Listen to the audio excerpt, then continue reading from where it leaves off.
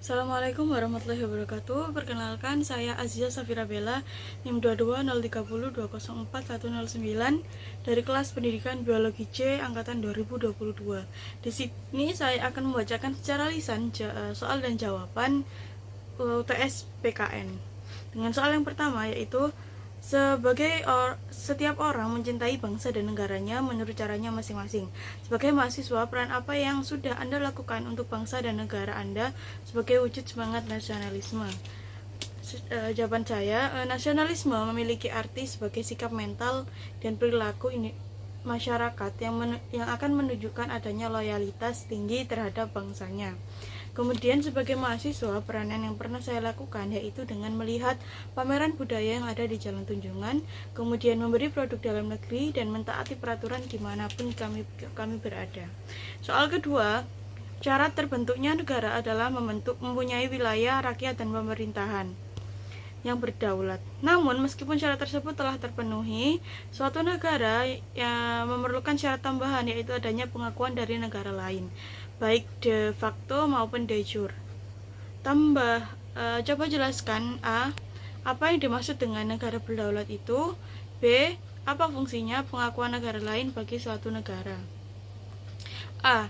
Negara kedaulatan sendiri memiliki arti kekuasaan tertinggi yang harus dimiliki oleh negara. Memiliki kekuasaan tertinggi berarti negara harus dapat menentukan kehendaknya sendiri serta mampu melaksanakannya.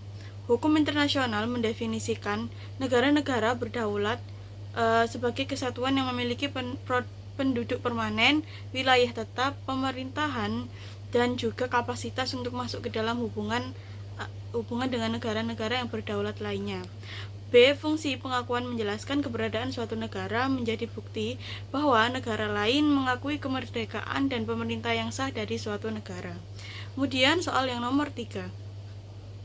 Siapa yang berwenang membuat konstitusi di suatu negara, dan apabila konstitusi tersebut sudah tidak sesuai dengan kondisi masyarakat, bagaimana cara memperbaikinya? Baik, Undang-Undang Dasar 1945 memberikan otoritas kepada Mahkamah Konstitusi untuk menjadi pengawal konstitusi. Mengawal konstitusi berarti menegakkan konstitusi yang sama artinya dengan menegakkan hukum dan keadilan.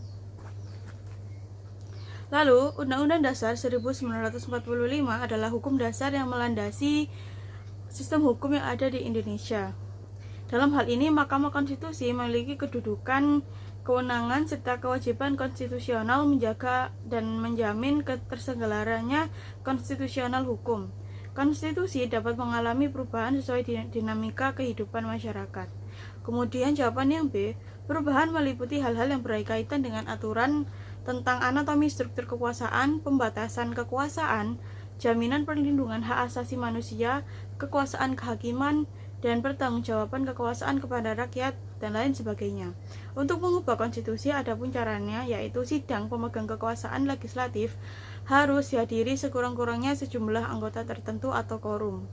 Quorum ditentukan secara pasti, misalnya sekurang-kurangnya 2/3 dari seluruh jumlah anggota pemegang kekuasaan legislatif harus hadir, sehingga keputusan tersebut dianggap sah.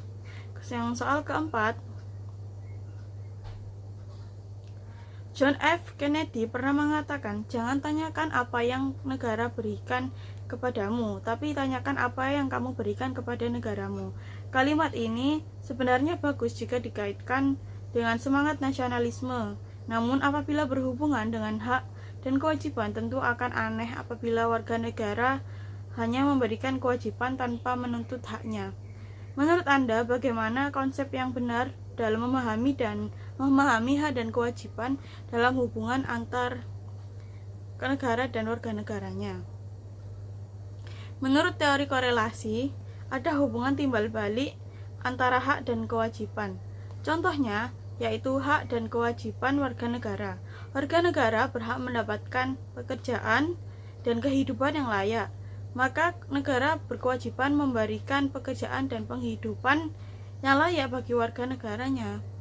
Kemudian, hak dan kewajiban warga negara merupakan wujud dari hubungan warga negara dengan negaranya. hak dan kewajiban bersifat timbal balik, bahwa warga negara memiliki hak dan kewajiban terhadap negara. Sebaliknya pula, negara juga memiliki hak dan kewajiban terhadap warga negaranya. Soal nomor 5, agar penegak hukum bisa berjalan optimal, kita tidak bisa mengandalkan aparat saja. Kita memerlukan adanya peran serta masyarakat dalam penegakan hukum. Namun, di berbagai tempat masih banyak kita jumpai masyarakat yang belum sadar hukum.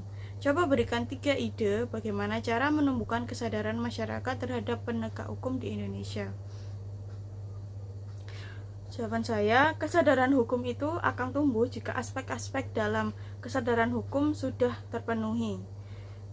Adanya 3 ide untuk membuat masyarakat sadar akan hukum. Yang pertama, ini adanya pengetahuan tentang peraturan hukum, di mana kita bisa membuat sosialisasi tentang peraturan hukum, dan juga untuk memperluas pengetahuan masyarakat tentang peraturan hukum. Kemudian, pemahaman tentang isi peraturan hukum yang berlaku. Selain mengajarkan tentang peraturan hukum, kita juga harus mengimplementasikan isi-isinya dalam sosialisasi tersebut. Kemudian, adanya sikap terhadap peraturan hukum dan munculnya perilaku hukum. Kita dapat memberikan contoh bagaimana cara menaati peraturan. Kemudian juga bisa kita sebagai mahasiswa, kita juga bisa memberikan seperti webinar tentang hukum. Jadi kita dapat melakukan sosialisasi aksi kepada masyarakat agar masyarakat lebih paham tentang hukum di Indonesia. Sekian dari saya. Wassalamualaikum warahmatullahi wabarakatuh.